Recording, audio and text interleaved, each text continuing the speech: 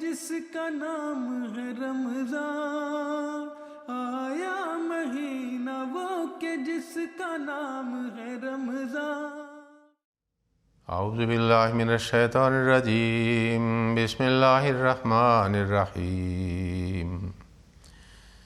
یا ایہا الذین آمنوا کتب علیکم الصیام کما کتب علی الذین من قبلکم لعلکم تتقون۔ Ô vous qui croyez, le jeûne vous est prescrit, tout comme il a été prescrit à vos devanciers, afin que vous soyez à l'abri du mal. Dans le dars d'aujourd'hui, je présenterai comme quelque chose comme une préparation du mois de Ramadan. C'est la nature humaine que lorsqu'il fait un programme pour un travail quelconque, alors il fait une préparation. Et cette préparation est, c'est-à-dire commencer bien avant ce travail. Et cela, c'est selon l'importance de ce travail aussi. Parce que si on a fait une préparation, donc l'homme, avec sa conscience, avec sa détermination pour mieux travailler et pour mieux accomplir, c'est-à-dire ce travail. Tel était le cas de Ramadan. Nous trouvons dans les livres de hadith que le saint prophète sallallahu alayhi wa sallam, avant le début de Ramadan, il faisait un discours. Dans ce discours, il mentionnait l'importance et les bénédictions du mois de Ramadan. Et son objectif et l'intention était que les fidèles commencent à se préparer pour mieux observer le mois de Ramadan. Parce que nous savons très bien que plus en plus nous connaissons, nous savons l'importance de quelque chose, le bénéfice de quelque chose, bénédiction dans quelque chose. Plus en plus nous sommes attentifs et plus en plus nous faisons des préparations sérieusement. Alors Hadrat Salman radiyallahu ta'ala anhu rapporte que khatabana Rasulullah sallallahu alayhi wa sallam fi akhir yawm min Sha'bana فقال يا أيها الناس قد أذلكم شهر عظيم مبارك شهر فيه ليلة خير من ألف شهر جعل الله صيامه فريضة وقيام ليله تطوعا من تقرب فيه بخصلة من الخير كان كمن أدى فريضة فيما سواه ومن أدى فريضة فيه كان كمن أدى 70 فريضة فيما سواه وهو شهر الصبر والصبر ثوابه الجنة وشهر المواساة وشهر يزاد فيه رزق المؤمن من فطر فيه صائما كان له مغفرة لذنوبه وعتق رقبته من النار وَكَانَ لَهُ مِثْلُ أَجْرِهِ مِنْ غَيْرِ أَنْ يَنْتَقِصَ مِنْ أَجْرِهِ شَيْءٌ قُلْنَا يَا رَسُولَ اللَّهِ صَلَّى اللَّهُ عَلَيْهِ وسلم لَيْسَ كُلُّنَا نَجِدُ مَا نُفَطِّرُ بِهِ الصَّائِمَ فَقَالَ رسول الله صلى الله عليه وسلم يؤتي الله هذا الثواب من فطر صائما على مزغة لبن أو تمرة أو شربة من ماء ومن أشبع صائما سقاه الله من حوض شربة لا يظمأ حتى يدخل الجنة وهو شهر أوله رحمة وأوسطه مغفرة وآخره عتق من النار ومن خفف عن مملوكه fihi ghafarallahu lahu wa atakahu minan nar. Ce hadith se trouve dans le livre de hadith Mishkat. Dans ce hadith, dans ce sermon, le saint prophète sallallahu alayhi wa sallam a mentionné au moins ces 16 points dans lesquels l'importance du mois de Ramadan, bénédiction du mois de Ramadan et aussi le devoir d'un croyant à l'égard de ce mois béni. Le premier point qu'il a mentionné est que le saint prophète sallallahu alayhi wa sallam avait fait ce sermon le dernier jour de Sha'ban, le mois précédent de Ramadan, dans lequel il a dit aux gens, demain, c'est le début d'un grand mois. Ça veut dire, le Ramadan, le mois de Ramadan est déclaré par le saint prophète sallallahu alayhi wa sallam un grand mois. Ça veut dire, il y a une distinction entre le mois de Ramadan et le reste des mois de l'année. C'est un mois très béni. Ça veut dire qu'il y a beaucoup de bénédictions dans ce mois. Troisième point, il a dit, il y a aussi une nuit qui est plus bénie que 1000 mois. Ce point existe aussi dans le Saint-Coran, dans Surat Al-Qadr, que Laylatul Qadr khayrun min alfi shahr.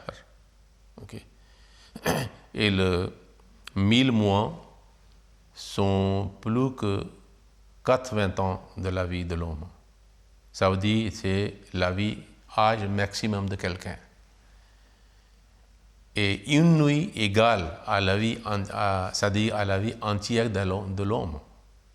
Cela signifie qu'il y a la possibilité que l'homme, durant ce moment de Ramadan, fait quelque chose avec une telle détermination et la sincérité et la fidélité qui peut changer sa vie entière. Et ce moment est plus béni que le reste de sa vie. C'est ça signifie Laylatul Qadr. Puis le quatrième point, le saint prophète sallallahu alayhi wa sallam a mentionné dans ce sermon, Allah Tout-Puissant a rendu le jeûne pendant les jours de ce mois obligatoire. Donc les musulmans doivent considérer que les jeûnes du mois de Ramadan sont obligatoires. Okay, ces jeûnes ne sont pas une option que quelqu'un, s'il a envie, il l'observe, s'il n'a pas envie, il peut ignorer complètement. Non. Chaque musulman ou musulmane qui est adulte, qui n'est pas malade, alors doit observer le mois de Ramadan. Le 29 jours ou le 30 jours. C'est une obligation. Et puis il a dit, et puis Allah a recommandé la prière pendant ces nuits. La prière nocturne, c'est le tahajjud, qu'après avoir dormi, on se réveille et on fait la prière, c'est-à-dire optionnelle, de tahajjud, le nawafil. C'est une pratique du saint prophète sallallahu alayhi wa sallam, une telle pratique qu'il était régulier pour cette prière de tahajjud. Et aussi, cette prière de tahajjud est pratique des savants pieux, c'est-à-dire de l'islam. Donc, dans le mois de Ramadan, Allah a recommandé de faire la prière de tahajjud. Ça veut dire avant l'aube, avant, c'est-à-dire qu'on commence à prendre le repas de matin pour commencer le jeûne, on doit faire le tahajjud, puis on prend le repas et puis on se prépare pour la prière de Fajr. Et le sixième point, il a dit, au cours de ce mois, les actes d'adoration volontaire et les bonnes actions générales sont égaux au terme de proximité d'Allah. Ça veut dire, les actes volontaires deviennent, en ce qui concerne la proximité d'Allah et la récompense, comme quelqu'un qui a fait un acte obligatoire.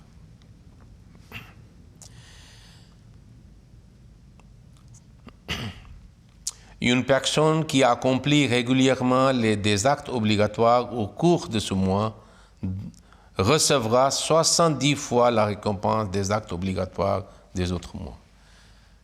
Ça veut dire que si quelqu'un fait un acte obligatoire dans le mois de Ramadan, c'est-à-dire qu'il aura la récompense de la part de Dieu de 70 fois plus qu'on fait hors de Ramadan, avant le Ramadan ou après le Ramadan. Cela montre la bénédiction du mois de Ramadan. Septième point qu'il a mentionné dans son sermon, c'est le mois de la patience. Et le fruit de la patience est le paradis. Patience en ce qui concerne le jeûne, il s'abstient de manger et de boire, c'est-à-dire il exerce la patience. Et puis dans différentes situations adverses, c'est-à-dire durant le mois de Ramadan, en respectant les enseignements de l'islam, il se contrôle, ok? Et puis ils ne réagissent pas de façon violente, négative, vulgaire, grâce à un jeûne qu'il observe. Ainsi, c'est-à-dire, il exerce la patience. Et le saint prophète sallallahu alayhi wa sallam a dit que grâce à la patience qu'il exerce, alors il aura le paradis. Donc, le jeûne devient, c'est-à-dire quelque chose dont le fruit est le paradis. Nous trouvons aussi dans les autres hadiths que les portes du paradis sont ouvertes et les portes de l'enfer sont fermées durant le mois de Ramadan. C'est un mois de compassion et de partage de peine. C'est-à-dire que c'est la solidarité, la sincérité envers les autres, qu'on essaye, c'est-à-dire de faire le bien aux autres pour avoir plus en plus de récompenses de la part de Dieu, pour améliorer la qualité de jeûne plus en plus, c'est-à-dire avec la compassion et le partage.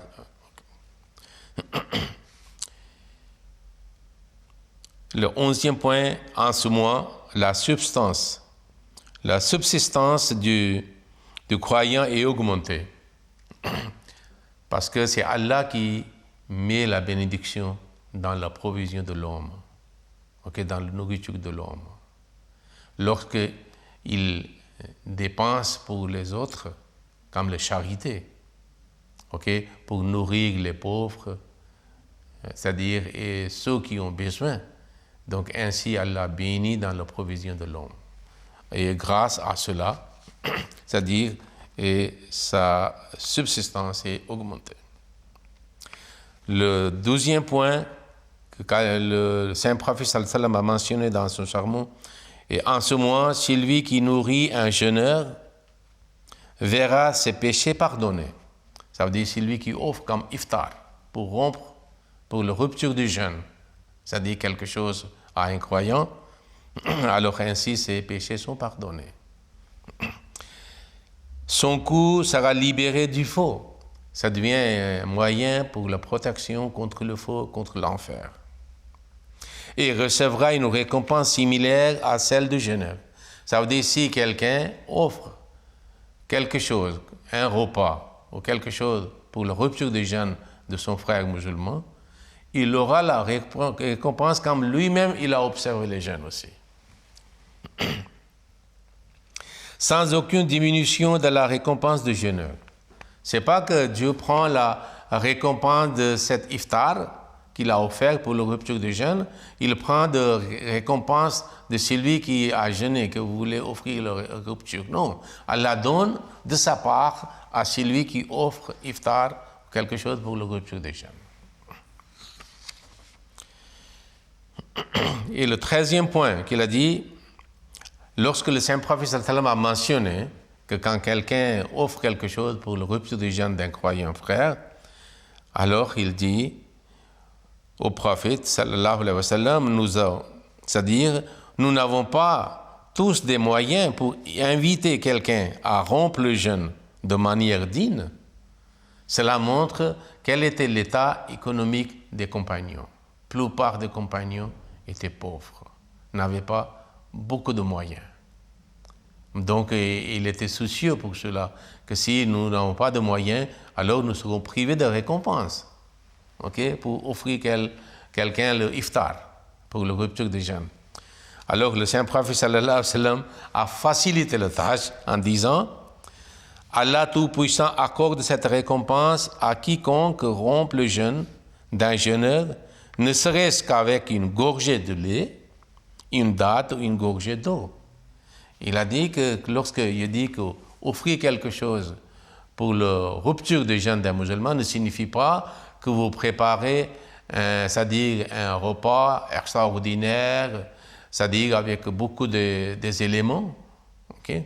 Ce n'est pas comme une fête. Okay? Il dit que offrir, c'est-à-dire une petite quantité du lait, de l'eau, ou même des fois on dit que mélange d'eau et de lait, seulement pour la rupture de jeûne. Donc il aura aussi la récompense. Le 14e point que le saint prophète sallallahu alayhi wa sallam a mentionné, cependant quiconque nourrit un jeûneur jusqu'à ce qu'il soit plein, c'est-à-dire pour le faire rassasier, un bon repas, Allah Tout-Puissant lui donnera tellement d'eau à boire à ma fontaine le jour du jugement qu'il n'aura pas soif jusqu'à ce qu'il entre au paradis. Donc il aura une récompense. Ça signifie que si quelqu'un de moyen, c'est-à-dire qu'il n'est pas interdit pour lui d'offrir un bon repas pour le iftar, pour la rupture de jeûne. Si quelqu'un il fait quelque chose comme ça, il aura aussi la récompense supplémentaire dans le Haus Kawthar. Puis le 15e point que le saint prophète sallallahu alayhi wa sallam a mentionné, rappelez-vous que le Ramadan est un mois dont la première partie contient un aperçu particulier de la miséricorde divine. Parce qu'il y a 3 parties. 10 jours par exemple. 10 jours, et le dernier, c'est le 10 ou 9 jours. Donc le saint prophète sallallahu alayhi wa sallam a divisé en 3 parties. La première partie, le premier 10 jours, c'est-à-dire, il dit, contient la miséricorde divine. Le deuxième 10 jours, c'est-à-dire la partie médiane ou milieu, les croyants c'est-à-dire sont bénis par un pardon spécial de Dieu. C'est maghfiraton, qu'il y aura la manifestation de attribut de Dieu qui est pardonnant. Et dans sa dernière partie, la liberté éternelle de l'enfer est décrétée. Si quelqu'un passe le Ramadan, comme le saint prophète a dit, comme Allah a mentionné, alors par la bénédiction de ce Ramadan, il aura la liberté, c'est-à-dire accordée par Allah de l'enfer. Donc, pour lui, les portes du paradis sont ouvertes. Le 16e point, il a dit, quiconque réduit le travail de ses subordonnés, durant ce mois, recevra également le pardon et la libération du feu. Ça, le saint prophète, dans ce conseil, dit qu'il faut avoir une considération pour les gens, les subordonnés qui travaillent avec vous, même si vous les payez. Ils sont salariés de votre part. Mais comme ils aussi jeunes, donc il faut, c'est-à-dire réduire leur fardeau de travail. Et vous aurez la récompense. Et eux aussi, ils pourront faire facilement le Ramadan. Et la récompense est la libération du feu. Donc c'est ainsi que le saint prophète sallallahu alayhi wa sallam a mentionné pour que les fidèles croyants se préparent, ils songent l'importance et la bénédiction du mois de Ramadan, et puis ils puissent, à travers cet espoir et la certitude de récompense de la part de Dieu, que les bonnes nouvelles qu'il nous a données, c'est-à-dire pour ceux qui observent le mois de Ramadan, alors nous pouvons améliorer la qualité de nos actes durant le mois de Ramadan et aussi la qualité de nos jeûnes, afin que nous puissions mériter la clémence, le pardon, c'est-à-dire et la grâce divine. Allahumma salli ala Muhammadin wa ala ali Muhammadin kama sallaita ala Ibrahima wa ala ali Ibrahima innaka Hamidum Majid.